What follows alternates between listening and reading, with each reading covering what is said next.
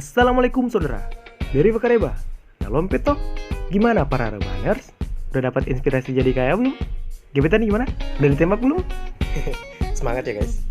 The Lovely Bones adalah film bergenre drama thriller supernatural yang dirilis pada tahun 2009. Nah, film ini sendiri diadaptasi dari sama. Film kali ini bercerita tentang seorang anak perempuan yang diperkosa kemudian dibunuh oleh seorang pedofil bangsat asu anjing babi. Yang kemudian arwah yang belum tenang tersebut menyaksikan bagaimana perjalanan dari seorang ayah yang berusaha untuk mengungkap kasus dari anaknya.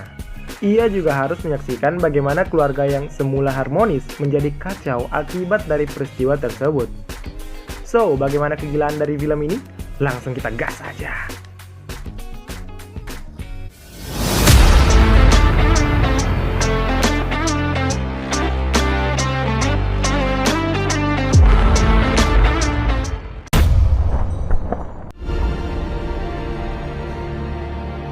Di awal film, kita dibawa flashback ke 12 tahun yang lalu, di mana Susi kecil sedang bermain bersama ayahnya di ruang keluarga. Dan scene setelahnya, yaitu dua insan sepasang suami istri yang sedang OTW membuat adik-adik. Dan inilah The Lovely Bones. Susi Salmon memiliki keluarga kecil yang bahagia dengan terdiri dari ayah dan ibu kandung yang bernama Jack dan Abigail, bersama kedua adiknya yaitu Lindsay dan Buckley. Ia juga memiliki seorang nenek barbar yaitu Nenek Lynn. Susi mulai menceritakan pengalaman-pengalaman dalam hidupnya sebelum peristiwa tragis tersebut menimpa dirinya.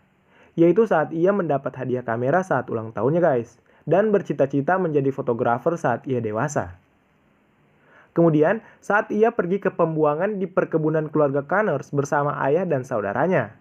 Sementara ia bertemu Red Connors, yaitu teman sekolahnya yang katanya dia adalah orang yang aneh. Siapa Red Connors? Bentar guys ya, bentar.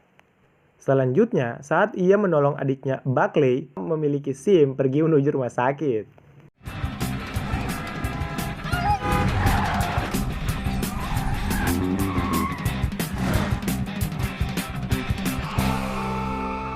Dan untungnya si Buckley masih bisa diselamatkan. Neneknya pun berkata, Dek, gini, jika kamu menyelamatkan nyawa orang lain, kamu akan berumur panjang dan bahagia. Mitos. Susi kemudian menceritakan pengalamannya saat jalan-jalan ke sebuah mall bersama keluarganya. Dan dia bertemu pujaan hatinya guys, Racing. Dia pun mulai dirayu oleh neneknya dengan menyuruh untuk menciumnya. Anjir, coba kalau ini di Indo ya. Dan this is the guy guys, si bangsat, yang tidak lain adalah tetangganya sendiri. Dan dengan mengingat Susi, si tetangga mulai gelisah gak karuan. Ia pun mulai menggambar sesuatu seperti desain yang sabar. Dan dia langsung gaspol mengerjakannya. Di sisi lain, Susi bersama ayahnya yang ternyata adalah seorang pembuat miniatur kapal, ngobrol selayaknya bapak dan anak. Adegan balik ke si tetangga yang mulai mengerjakan proyek rahasianya di sebuah ladang jagung, yang jagungnya udah gak ada. Susi pun meminta agar ibunya mencetak hasil jepretannya, namun sayang dengan biaya yang mahal, maka ortunya hanya bisa mencetak setiap 1 roll per bulan. Susi pun sedikit tampak kesal karena ia harus menunggu agar bisa melihat semua hasilnya. Mereka pun kemudian sarapan bersama sebelum memulai kesibukan masing-masing. Dan berangkat ke sekolah. Dan ternyata si tetangga sedang mengintai mangsanya. Di sekolah, Susi sedang berbincang bersama Clarissa, namun pacarnya Clarissa, Brian, langsung menjemputnya. Kemudian dia dihampiri oleh pujaan hatinya dong.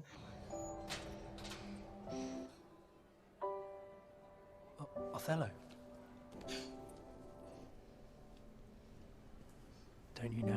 Mereka sempat hampir berciuman, namun terhenti setelah Red Connors yang keluar dari ruang BK dimarahi akibat melukis model anatomi dengan menambahkan payudara di lukisannya. Ray pun mengajaknya bertemu di mall hari Sabtu jam 10 dan Susi mengiyakannya. Sore itu pun, Susi memutuskan untuk pulang melewati ladang jagung. Namun di tengah ladang yang gersang, ia bertemu si tetangga, yaitu Mr. Harvey. Mr. Harvey pun meminta agar Susi bisa melihat hasil karyanya, Yang ternyata guys, proyek rahasia yang dia buat sebelumnya adalah ruangan bawah tanah. Nah, udah kecium nih bau-bau psikonya. Dia pun berusaha keras memujuk Susi, hingga Susi akhirnya mau melihatnya. Di lain sisi, keluarganya yang belum sadar bahwa anaknya dalam bahaya, sedang asik menyantap makan malam. Susi pun masuk ke dalam, dan Mr. Harvey pun mulai menjelaskan komponen-komponen hasil karyanya. Merasa ada yang aneh, Susi pun mulai cemas, dan akhirnya dia memutuskan untuk pergi. Sempat terjadi ketegangan, dan Susi pun akhirnya bisa keluar. Maunya sih gitu.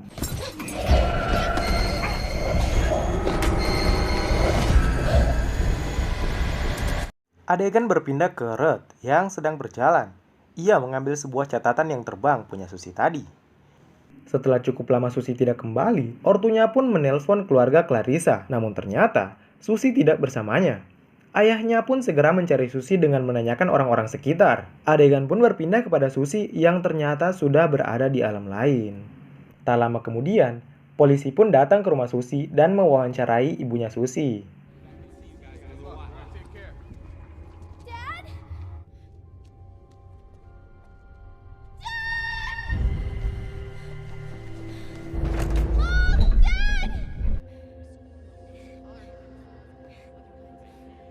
Besoknya, polisi langsung mengamankan ladang jagung dekat sekolah tersebut setelah menemukan topi yang digunakan Susi terakhir kali.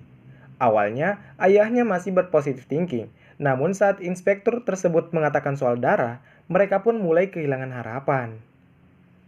Back to Mr. Harvey, hari itu dia sedang membersihkan rumahnya bekas tempat pembunuhan Susi, dan polisi pun datang ke rumahnya. Dengan hebatnya, ia mampu menyembunyikan peristiwa tersebut. Sampai polisi pun tidak sadar, ternyata gelang yang digunakan Susi ada di atas meja telah dipindahkan Mr. Harvey. Dan Susi yang sudah di alam baka, sekarang sudah mulai merasa tenang. Namun ia teringat akan satu hal, yaitu janji yang ia buat bersama Ray. Ia pun melihat Ray yang sedang menunggu di sebuah gazebo. Dia berlari, namun tenggelam saat hampir menjangkau Ray. Bersamaan saat gelangnya dibuang Mr. Harvey ke jurang. Susi pun terbangun di sebuah gazebo yang berada di tengah hutan. Ia pun melihat secari kertas yang pernah diberikan Ray kepadanya. Adegan berpindah ke Ray yang sedang menunggu di mall. Ruth yang menghampirinya pun akhirnya mengembalikan kertas yang ia dapat kemarin. Susi dikagetkan seorang anak yang bernama Holly Golightly. Siapa dia? Bentar guys. Selama perjalanan, mereka pun ngobrol tentang cara biar nggak jadi pengangguran. Enggak lah, Holly ngejelasin tempat itu dan kemana mereka akan pergi. Namun Susi merasa belum saatnya. Ia pun berlari dan ayahnya yang stres pun merusak semua miniaturnya.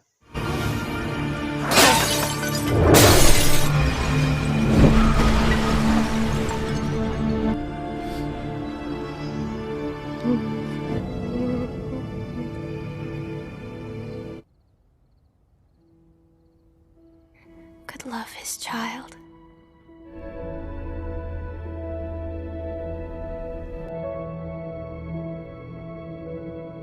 Susi seakan mengisyaratkan kepada ayahnya bahwa semuanya baik-baik saja ya. Dan di dunia itu, Susi terlihat bahagia.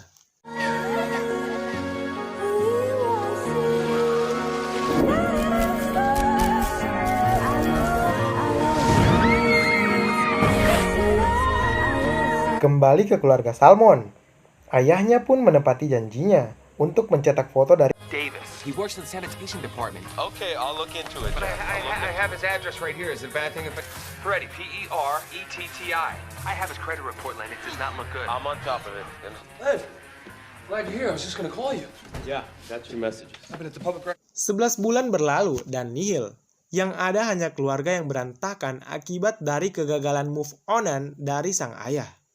Ya wajar sih, gimana gak susah move on coba, orang dia sayang. Setelah mendapat nasihat dari sahabatnya, Jack salah mengartikan. Dia malah mengundang ibu mertuanya untuk membantu istrinya. Tambah ribet. Dan ini dia guys, first impression Linsley adik Susi dengan si pembunuh. Ia heran karena anjingnya liburan menggonggong tepat di depan rumah Mr. Harvey. Scene pun berpindah saat Buckley ngechat kuku neneknya. Dia pun mengatakan bahwa Susi masih mendengarkan mereka. And Susi again. Dia terbangun di gazebo lain yang di sekitarnya terdapat mercusuar. Ia pun bangkit dan berjalan ke tempat tersebut. Dan ternyata, Mr. Harvey sedang gelisah guys. Entah apa penyebabnya. Keluarga kecil itu pun benar-benar berantakan. Ibu Susie pergi dari rumah untuk menenangkan diri setelah adu mulut dengan ibunya. Dan Lindsay pun akhirnya bertemu dengan pujaan hatinya. Mereka pun kemudian beradu jigong. Susie yang melihat itu semua merasa sangat bahagia. Dan dia berkata, mungkin inilah saatnya untuk melupakannya. Belum dong guys. Si bangsat Harvey pun ternyata belum tobat guys. Setelah ia membunuh Susie, ia malah kembali mengincar adiknya. Dia pun mulai mengintai dan semakin bergairah. Setelah ternyata Lindsay mulai memata-matai dirinya. Dia pun kembali merancang strategi dan membuat desain kembali. Dan akhirnya, roll terakhir dari foto Susie. Ternyata, di roll tersebut terdapat foto saat mereka bersama Mr. Harvey. Merasa ada yang aneh, Jack pun mulai mencurigai Mr. Harvey. Aduh papa, udah telat setahun lebih. Jack yang pulang bekerja singgah di rumah Mr. Harvey. Dan dia melihat proyek yang sedang dikerjakan Mr. Harvey. Jack seperti mendapat firasat, namun entah apa. Dia pun hanya bersikap tenang di depan Mr. Harvey dan mencoba membantu. Namun, saat melihat gelagat Mr. Harvey yang gugup, ia pun langsung memberontak di rumah si tetangga tersebut.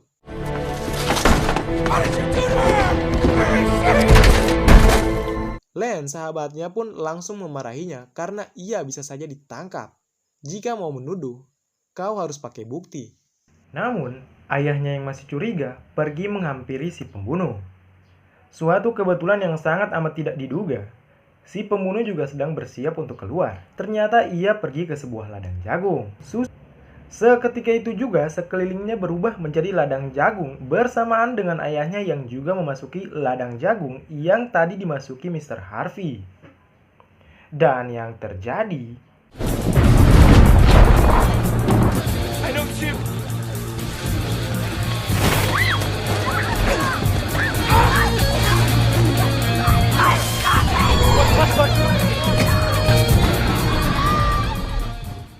Bangsatnya si pembunuh ternyata menjebak Jack. Ia memprovokasi Jack dengan kedua insan yang sepertinya sedang enak-enak tersebut, yang ternyata sahabatnya Susie. Dan berakhir dengan Jack yang harus dilarikan ke rumah sakit. Susie yang melihat itu pun terpukul. Seketika ladang jagung berubah menjadi hutan yang gersang dan angker. Begitu juga dengan gazebo yang ditelan bumi. And this is the plot twist guys. Ternyata ia menemukan korban-korban dari si bangsat Harvey ini. Harvey ternyata pedofil yang telah membunuh banyak orang dan dia adalah salah satu korbannya. Dan ternyata adegan saat Susie kabur dari ruang bawah tanah tersebut itu hanya kemungkinan dari Susie. Dia ternyata telah diperkosa dan dibunuh di ruang bawah tanah tersebut. Mayatnya dimutilasi dan ditaruh di dalam brankas di ruang bawah tanah Mr. Harvey. Denise Lee Eng, Connecticut, 1971, like to be called Holly. Balik ke Mr. Harvey yang sedang menyiapkan rencana. Ia sedang mengendarai mobilnya dan kebetulan berpapasan dengan Lindsay yang sedang jogging. Menyadari rumah Mr. Harvey kosong, Lindsay pun mencoba mencari bukti. Dicari, seret, akhirnya ketemu. Ternyata, buku rencana dari pembunuhan Susie ada di dalam lantai kayu yang dibuat Mr. Harvey. Bersamaan dengan itu, aneh di rumahnya, Mr. Harvey ngecek ruang bawah tanahnya. Lah kok ada kaca pecah? Ia pun segera berlari ke atas. Dan Lindsay yang panik memutuskan terjun lewat jendela. Sempat terjadi kejar-kejaran, namun Lindsay yang udah berlatih menang melawan Mr. Harvey. Harvey pun segera mengemasi barangnya. Sementara Liv ganggu momen ya kan. Namun neneknya yang peka menanyakan dia dan akhirnya ia memberikannya. Polisi langsung mengamankan rumah Mr. Harvey. Dan ternyata Mr. Harvey yang sudah kabur membuang mayat Susie di pembuangan keluarga Connors. Susie yang sedikit lagi menuju surga mengatakan ia harus mengurus satu hal lagi. Kemudian Ruth yang merasakan ada sesuatu dirasuki oleh Susie. Ray yang melihat Susie pun langsung menciumnya. These were the lovely bones. Dan happy ending buat semua orang guys.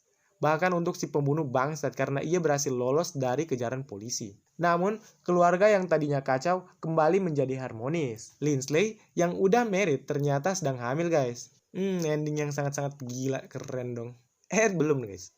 Ternyata sutradara telah menyiapkan ending yang bagus juga buat si Harvey.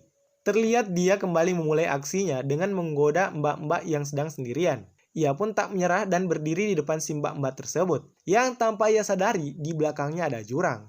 Setelah mendapat tolakan yang mentah-mentah dari si mbak-mbak tadi, ia yang bengong pun ketiban es, yang membuat kakinya tergelincir dan jatuh ke jurang.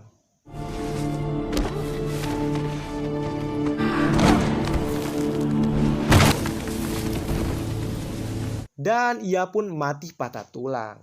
Film ini pun ditutup dengan adegan ibunya yang mulai berani masuk ke kamar Susie setelah sekian lamanya. Ending yang sangat mengenaskan bagi si tetangga. Nah itu dia guys, alur cerita dari film The Lovely Bones. Film yang sangat-sangat wajib kalian tonton, dengan visualisasi antara dua dunia yang keren banget sumpah. Di film ini kita diperlihatkan bagaimana seorang ayah yang benar-benar terpukul gak terima dengan semuanya. Tapi ibunya juga sakit ya, sampai-sampai Nggak bisa ya? Ya udah, setidaknya kalian harus psikotest dulu deh, biar tahu tetangga kalian psycho atau enggak. Ya udah deh, thank you guys. Sampai bertemu di film selanjutnya. Assalamualaikum.